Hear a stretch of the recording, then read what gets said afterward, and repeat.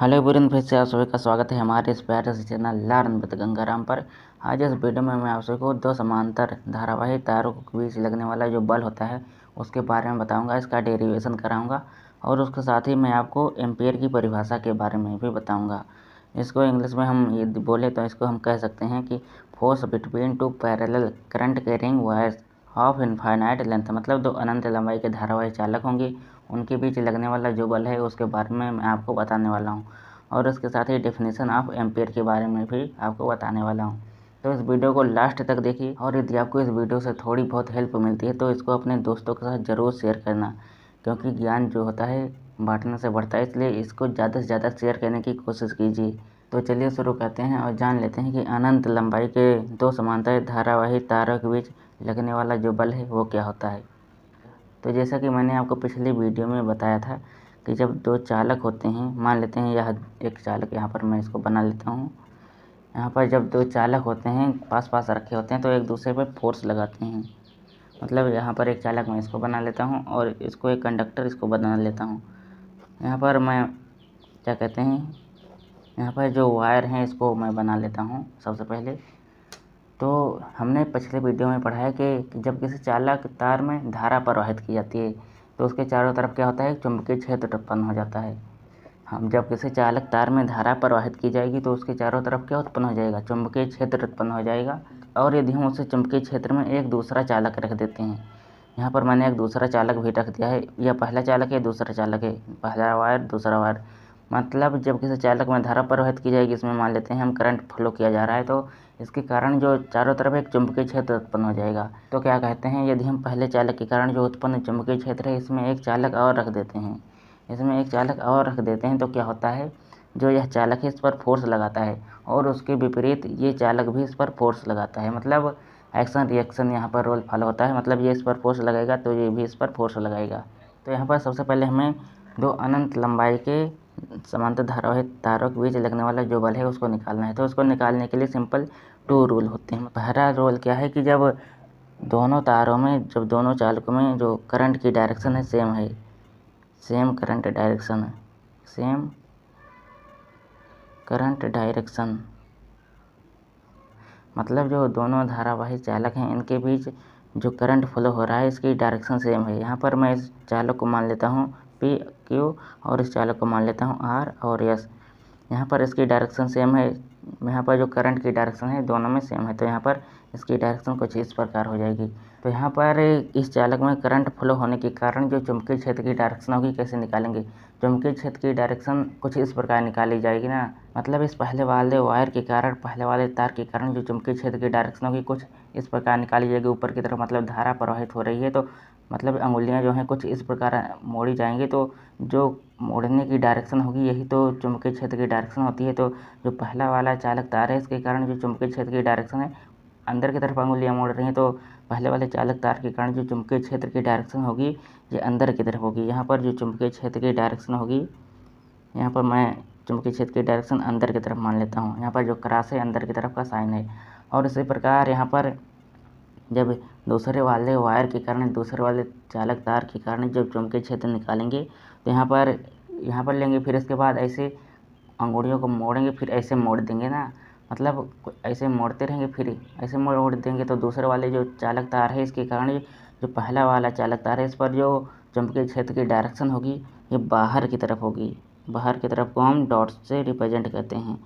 मतलब पहले वाले चालक तार के कारण दूसरे वाले चालक तार पर जो चुंबकीय क्षेत्र की डायरेक्शन होगी अंदर की तरफ, और दूसरे वाले चालक तार के कारण पहले वाले चालक तार पर जो चुंबकीय क्षेत्र की डायरेक्शन होगी ये बाहर की तरफ होगी। कागज़ के तल के लंबवत बाहर की तरफ यहाँ पर, और यहाँ पर कागज़ के तल के लंबवत अंदर की तरफ होगी। तो यहाँ पर हमने तो डायरेक्शन फाइंड कर लिया। तो इसके बाद चलिए यहाँ पर हम फोर्स भी निकाल लेते हैं।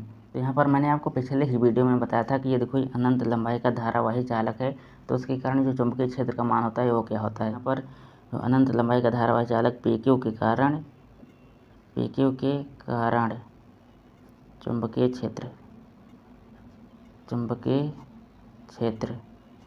इसको मैं क्या कहता हूँ, इसको मैं B1 मान लेता हूँ। B1 equal to μ0I/2πr, μ0I1/2πr। यहाँ पर जो R है इन दोनों वायर्स के बीच जो डिस्टेंस है इसको मैं आर से रिप्रेजेंट करता हूँ। तो जो पहले वाले चालक तार है इसके कारण जो चुंबकीय क्षेत्र है V1 = μ0I1/2πr, क्योंकि इसमें I1 धारा फ्लो हो रही है पहले वाले चालक तार में, इसलिए यहाँ पर I1 है। तो पहले वाले चालक तार PQ के कारण जो चुंबकीय क्षेत्र उत्पन्न होगा μ0I1/2πr होगा। इसका जो यूनिट होता है न्यूटन प्रति एम्पियर मीटर होता है। तो यहाँ पर मैंने पहले वाले चालक तार PQ के कारण दूसरे वाले चालक तार RS पर चुंबकीय क्षेत्र का मान तो निकाल लिया, लेकिन अब क्या कहते हैं, यहाँ पर जो चुंबकीय क्षेत्र है अंदर की तरफ है, चुंबकीय क्षेत्र की डायरेक्शन जो है अंदर की तरफ है। तो हम क्या कह सकते हैं कि जब चुंबकीय क्षेत्र की डायरेक्शन अंदर की तरफ है और धारा ऊपर की तरफ प्रवाहित हो रही है, मतलब जो इनके बीच जो एंगल है थीटा जो है 90 डिग्री है। मतलब जो चुंबकीय क्षेत्र और धारा के बीच जो एंगल है 90 डिग्री है। तो हम क्या कह सकते हैं कि ये तो यहाँ पर यह लंबाई का कोई धारावाही चालक है, तो इसके कारण जो इस पर फोर्स लगेगा, जो यह लंबाई के धारावाही चालक पर लगने वाला जो फोर्स होगा उसका मान क्या होगा, यह बराबर IBL sin थीटा होता है ना, IBL sin थीटा। मतलब यह लंबाई का जो धारावाही चालक है इसके कारण जो उस पर फोर्स लगेगा वो IBL sin थीटा होता है। ये लंबाई के धारावाही चालक पर लगने वाला जो फोर्स होता है IBL sin थीटा होता है। तो यहाँ पर जो फोर्स लग रहा है पहले वाले वायर के कारण दूसरे वाले वायर पर लग रहा है, पहले वाले कंडक्टर I1 के कारण दूसरे वाले कंडक्टर पर फोर्स लग रहा है। तो यहाँ पर जो I नहीं होगा, तो यहाँ पर I नहीं होगा, यहाँ पर I2 होगा। और क्या कहते हैं, यहाँ पर जो पहले वाले चुंबकीय क्षेत्र के कारण दूसरा वाला चुंबकीय क्षेत्र निकाला गया है, तो यहाँ पर जो चुंबकीय क्षेत्र होगा ये I1 होगा, क्योंकि यहाँ पर पहले वाले चुंबकीय क्षेत्र के कारण क्या कहते हैं निकाला गया है। तो यहाँ पर जो दूसरा वायर RS है इस पर पहले वाले वायर के कारण जो लगने वाला फोर्स होगा I2B1L × sin थीटा। तो यहाँ पर जो चुंबकीय क्षेत्र की डायरेक्शन है अंदर की तरफ है और जो करंट की डायरेक्शन है ये ऊपर की तरफ है। मतलब कुछ इस प्रकार है ना, मतलब ये करंट की डायरेक्शन है, ये वाली पेन करंट की डायरेक्शन है, ये रेड वाली, और जो ये वाली पेन है ये चुंबकीय क्षेत्र की डायरेक्शन है। तो ये दोनों आपस में लंबवत होंगी, ये ऊपर की तरफ प्रवाहित हो रहा है और ये अंदर की तरफ। तो क्या कहते हैं, जो यहाँ पर जो थीटा होगा 90 डिग्री हो जाएगा। तो यहाँ पर F बराबर क्या हो जाएगा, F बराबर I2B1L × sin 90 degree. sin 90 degree का मान 1 होता है। तो यहाँ पर जो फोर्स होगा यह बराबर I2B1 × L हो जाएगा। तो यहाँ पर मैंने आपको पहले ही B1 के बारे में बता दिया है, जो कि आया है μ0I1/2πr है न्यूटन प्रति एम्पियर मीटर। तो यहाँ पर B1 की वैल्यू रख लेते हैं। तो यहाँ पर जो फोर्स होगा ये क्या निकल कर आ जाएगा, I2 × B1 का मान μ0I/2πr × L। तो यहाँ पर क्या कहते हैं, जो फोर्स होगा ये हमें क्या प्राप्त हो गया, μ0I1/2πr × L। तो यहाँ पर जब हम L को इधर भेजते हैं तो यहाँ पर क्या हो जाएगा, F/L बराबर μ0I1/2πr। तो यहाँ पर हमें L लंबाई पर लगने वाला जो फोर्स है ये हमें प्राप्त हो गया। तो यहाँ पर यदि हम एकांक लंबाई पर लगने वाला फोर्स है उसको प्राप्त करते हैं तो यहाँ पर L का मान हम 0 कर देते हैं। तो यहाँ पर यदि हम L का मान 0 कर देते हैं तो यहाँ पर जो F होगा तो μ0I1/2πr। मतलब जो ये है ये एकांक लंबाई पर लगने वाला फोर्स है। यहाँ पर जो मैंने चालक तार लिया है, यहाँ पर जो ये है ये पूरे चालक तार पर लगने वाला फोर्स है। और यहाँ पर जो ये फार्मूला निकल कर आया है ये 1 मीटर या 1 सेंटीमीटर 1 मिलीमीटर पर लगने वाला फोर्स है। मतलब एकांक लंबाई पर लगने वाला जो फोर्स है ये है, और पूरे चालक तार पर जो लगने वाला फोर्स है ये है। तो आई होप आप सभी को इतना समझ में आ गया होगा। तो यहाँ पर जो मैंने आपको पहला रोल बताया था सेम करंट डायरेक्शन, मतलब जब करंट की डायरेक्शन सेम होगी तो क्या रोल होगा। तो यहाँ पर जो फार्मूला निकल कर आता है बेसिकली दोनों में सेम आता है, क्योंकि सेम करंट रोल हो चाहे डिफरेंट करंट रोल हो, मतलब चाहे करंट की डायरेक्शन सेम हो या करंट की डायरेक्शन अलग अलग हो दोनों चालकों में, लेकिन क्या कहते हैं जो डायरेक्शन होती है चेंज हो जाती है। मतलब जब करंट की डायरेक्शन सेम होगी तो यहाँ पर जो फोर्स होगा इधर की तरफ लगेगा और इधर, और इस पर जो फोर्स होगा इधर की तरफ लगेगा, F1 F2। मतलब जब करंट की डायरेक्शन सेम होगी तो ये दोनों एक दूसरे को अट्रैक्ट करेंगे, और जब करंट की डायरेक्शन जो होती है विपरीत हो जाती है तो ये दोनों एक दूसरे को रिपेल करने की कोशिश करते हैं। तो यहाँ पर जो फ्लेमिंग के बाएं हाथ के नियम के अनुसार इस जो वायर पर जो बल लगेगा ये अंदर की तरफ लगेगा, और यहाँ पर जो इस वायर पर बल लगेगा ये भी इधर की तरफ लगेगा। तो यहाँ पर मैं आपको फ्लेमिंग के बाएं हाथ के नियम के द्वारा नहीं समझा पा रहा हूँ, क्योंकि मुझे अपने हाथ को मोड़ने में तकलीफ हो रही है। तो चलिए यहाँ पर जो फ्लेमिंग का दाएं हाथ की हथेली का नियम है उसके द्वारा यहाँ पर जो फोर्स लग रहा है उसके बारे में आपको समझा देता हूँ। तो यहाँ पर जो अंगुलियाँ हैं, दाएं हाथ की हथेली का नियम क्या है, अंगुलियाँ जो हैं ये चुंबकीय क्षेत्र की डायरेक्शन को रिप्रेजेंट करती हैं, मतलब चुंबकीय क्षेत्र की डायरेक्शन को व्यक्त करती हैं। और जो अंगूठा है इसके लंबवत जो फोर्स लगेगा, इसके लंबवत जो धक्का लगेगा, ये क्या कहते हैं, ये बल की डायरेक्शन को रिप्रेजेंट करेगा। और जो ये है ये धारा की डायरेक्शन को रिप्रेजेंट करेगा अंगूठा।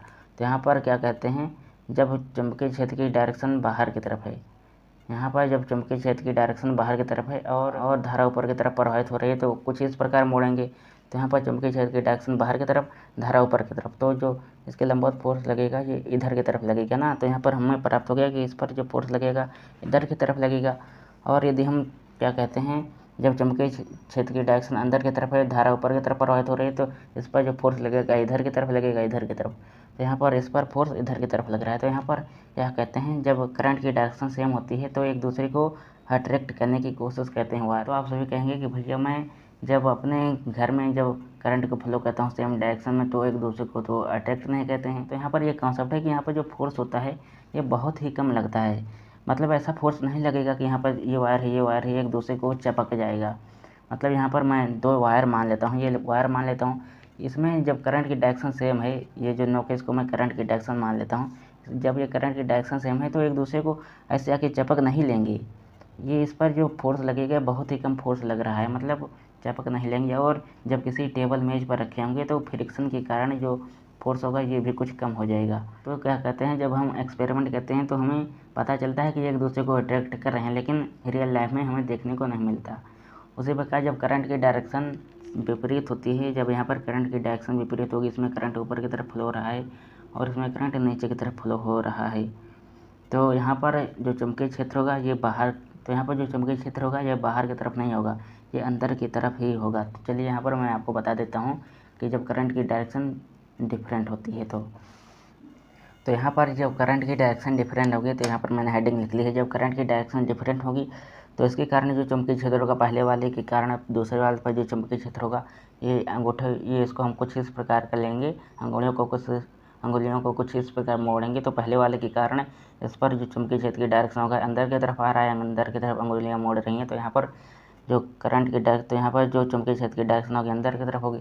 उसी प्रकार जब दूसरे वाले के कारण जब पहले वाले पर चुंबकीय क्षेत्र की डायरेक्शन निकालेंगे तो यहाँ पर जो करंट है ये नीचे की तरफ बह रहा है तो कुछ इस प्रकार आएगा ना, यहाँ पर क्या कहते हैं, कुछ इस प्रकार आएगा। तो यहाँ पर अंगुलियाँ जो हैं ये अंदर की तरफ यहाँ भी मुड़ रही हैं। तो यहाँ पर जब दूसरे वाले के कारण निकालेंगे पहले वाले वायर पर तो इस पर जो चुंबकीय क्षेत्र आएगा ये भी अंदर की तरफ आएगा। तो यहाँ पर जब चुंबकीय क्षेत्र यहाँ भी अंदर की तरफ आ रहा है, यहाँ भी अंदर की तरफ आ रहा है, तो जो क्या कहते हैं, इस पर जो फोर्स लगेगा दाएं हाथ की हथेली के नियम से, इस पर जो फोर्स लगेगा ये चुंबकीय क्षेत्र की डायरेक्शन है, अंगुलियों की डायरेक्शन चुंबकीय क्षेत्र की डायरेक्शन है, ये धारा की डायरेक्शन है। जो इस पर फोर्स लगेगा ये बाहर की तरफ लगेगा, कुछ ऐसे बाहर की तरफ लगेगा पहले वाले चालक तार पर। I1 के कारण जो चुंबकीय क्षेत्र होगा ये अंदर की तरफ है, I1 के कारण जो फोर्स लगेगा बाहर की तरफ लगेगा। तो इस पर जो फोर्स है F1 बाहर की तरफ लग रहा है। उसी प्रकार इस पर जब फोर्स निकालेंगे तो ये कुछ इस प्रकार लगेगा ना, मतलब धारा नीचे की तरफ प्रवाहित हो रही है, अंगुलियों की डायरेक्शन अंदर की तरफ है, तो जो हथेली की डायरेक्शन है कुछ इधर की तरफ है, बाहर की तरफ है। यहाँ पर देख सकते हैं हथेली की जो डायरेक्शन है बाहर की तरफ है, तो यहाँ पर जो फोर्स लगेगा ये भी बाहर की तरफ लगेगा। मतलब जब करंट की डायरेक्शन डिफरेंट होती है तो ये एक दूसरे को रिपल करने की कोशिश करते हैं, प्रतिकर्षित करने की कोशिश करते हैं, लेकिन जब करंट की डायरेक्शन जो होती है सेम होती है तो एक दूसरे को अट्रैक्ट करने की कोशिश करते हैं। तो आई होप आप सभी को इतना समझ में आ गया होगा। और यहाँ पर जो मैंने आपको डेरिवेशन करा है कि अनंत लंबाई के धारावाहिक चालकों के बीच जो लगने वाला बल होता है ये क्या होता है, यह बराबर μ0 I1 I2 अपान 2πr। यहाँ पर I1 पहले चालक तार में बहने वाली धारा, I2 दूसरे चालक तार में बहने वाली धारा है, R जो है दोनों चालकों के बीच बल है, R जो है दोनों धारावाहिक चालकों के बीच बल है। तो यहाँ पर जब दो धारावाहिक चालक दिए गए तो उनके बीच जो लगने वाला बल होता है ये μ0 I1 I2 अपान 2πr होता है। मतलब ये तो एकांक लंबाई पर लगने वाला बल है, लेकिन जब हम पूरे चालक तार पर लगने वाला बल निकालेंगे तो यहाँ पर यह अपान L बराबर μ0 I1 I2 अपान 2πr होगा। तो यहाँ पर जब इसका यूनिट निकालते हैं तो ये न्यूटन प्रति मीटर आता है। तो चलिए यहाँ पर हम सभी इसके बाद एम्पियर की परिभाषा देख लेते हैं कि एम्पियर की परिभाषा क्या होती है। तो यहाँ पर जो ये फार्मूला दिया गया है इसके जरिए हम एम्पियर की परिभाषा निकाल लेते हैं। तो यहाँ पर जब सबसे पहले हम एम्पियर की परिभाषा हेडिंग लिख लेता हूँ। एम्पियर की परिभाषा,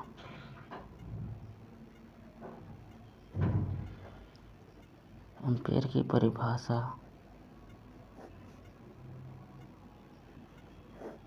तो यहाँ पर तो यदि हम एम्पियर की परिभाषा की बात करें तो यहाँ पर जो लेंथ है इसको मैं 1 मान लेता हूँ, यूनिट मान लेता हूँ, और जो करंट है इसको भी यूनिट मान लेता हूँ, इसके बीच की दूरी को भी यूनिट मान लेता हूँ। तो क्या होता है, जब I1 = I2, इसको मैं 1 मान लेता हूँ, लेंथ को भी 1 मान लेता हूँ, और जो डिस्टेंस है इसको भी 1 मान लेता हूँ। तो क्या कहते हैं यहाँ पर क्या हो जाएगा, यहाँ पर μ0/2 पाई हो जाएगा। तो μ0 का मान क्या होता है, 4 पाई × 10⁻⁻7 होता है × 2 पाई। तो यहाँ पर क्या आ जाएगा, यहाँ पर हमें प्राप्त हो जाएगा, यहाँ पर पाई से पाई कैंसिल हो जाएगा, 2 से 4 कैंसिल हो जाएगा, तो यहाँ पर 2 से 4 कैंसिल हो जाएगा, तो यहाँ पर आ जाएगा 2 × 10⁻⁻7 न्यूटन प्रति मीटर। न्यूटन प्रति मीटर यह बराबर 2 × 10⁻⁻7 न्यूटन प्रति मीटर।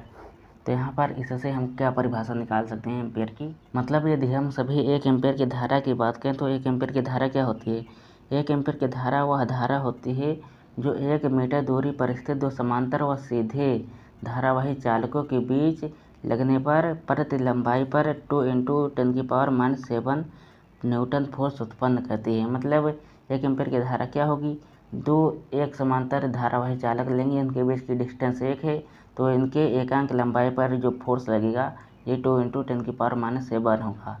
और यदि 2 × 10⁻⁻7 फोर्स लग रहा है एकांक लंबाई पर, इनके बीच जो डिस्टेंस 1 है, एकांक लंबाई पर जो फोर्स लग रहा है 2 × 10⁻⁻7 है, तो जो धारा होगी, तो जो इनके बीच जो प्रवाहित होने वाली धारा होगी ये 1 एम्पियर होगी। मतलब 2 समांतर धारावाही चालकों के बीच यदि डिस्टेंस 1 मीटर है, मतलब 2 समांतर धारावाही चालकों के बीच डिस्टेंस 1 मीटर है, तो इनके एकांक लंबाई पर जो फोर्स लगेगा 2 × 10⁻⁻7 फोर्स लग रहा है। तो क्या कहते हैं, तो उनके बीच जो प्रवाहित होने वाली धारा होगी वो 1 एम्पियर होगी। तो आई होप आप सभी को इतना समझ में आ गया होगा जो मैंने आप सभी को बताया कि एम्पियर की परिभाषा, और इसके बाद मैंने आपको एक डेरिवेशन कराया था अनंत लंबाई के 2 समांतर धारावाही तारों के बीच लगने वाला बल, वो आपको अच्छे से समझ में आ गया होगा। Force between 2 parallel current carrying wire of infinite length. तो आई होप आप सभी को अच्छे से समझ में आ गया होगा। यदि आपको अच्छे से समझ में आया हो तो आप इसे ज़्यादा से ज़्यादा शेयर करने की कोशिश कीजिए, और यदि आप हमारे साथ जुड़े रहना चाहते हैं और पढ़ाई करना चाहते हैं और मतलब अच्छे से अच्छा मार्क अचीव करना चाहते हैं अपने बोर्ड एग्ज़ाम में, तो आप हमारे चैनल लर्न विद गंगाराम को सब्सक्राइब भी कर सकते हैं। धन्यवाद आप सभी का इस वीडियो को लास्ट तक देखने के लिए। जय हिंद।